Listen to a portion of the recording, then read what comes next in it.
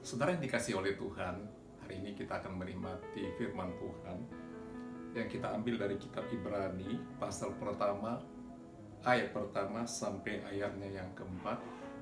Demikian bunyi firman Tuhan. Setelah pada zaman dahulu, Allah berulang kali dalam pelbagai cara berbicara kepada nenek moyang kita dengan perantaraan nabi-nabi.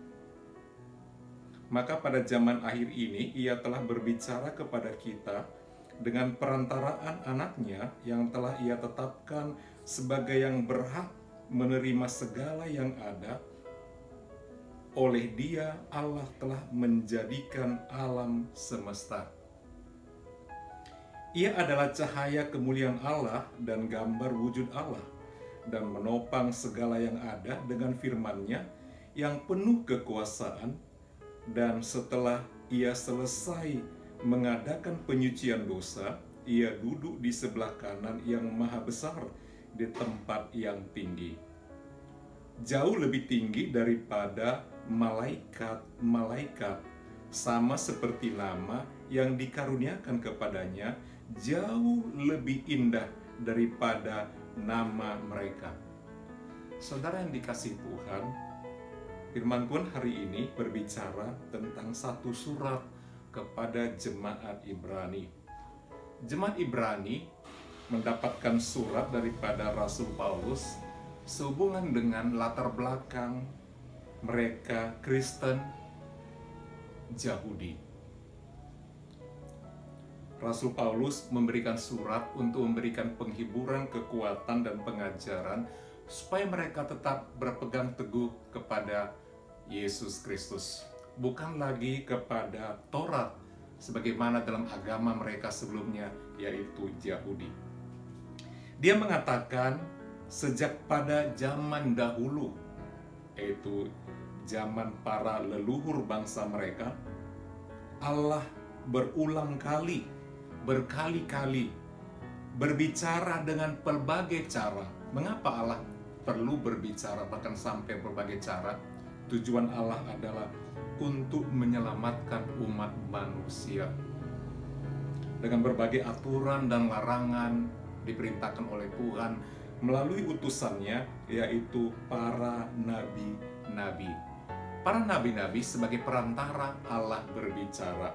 Orang tidak bisa langsung berbicara kepada Allah kecuali melalui para nabi-nabinya. Itulah zaman dahulu. Tetapi dikatakan oleh Rasul Paulus, pada zaman akhir ini, jadi ada masanya. Dahulu telah berlalu, tapi zaman akhir. Kalau dikatakan zaman akhir, tidak ada zaman yang lain lagi. Itulah zaman yang terakhir di mana Allah perlu berbicara. Dan tidak ada lagi zaman yang lain. Dan dia telah menetapkan berbicara kepada kita dengan perantaraan anaknya. Anaknya artinya adalah yaitu firman yang telah menjadi manusia. Kalau dikatakan anaknya yaitu firman, sabda Allah menjadi manusia, dia benar-benar dari Allah.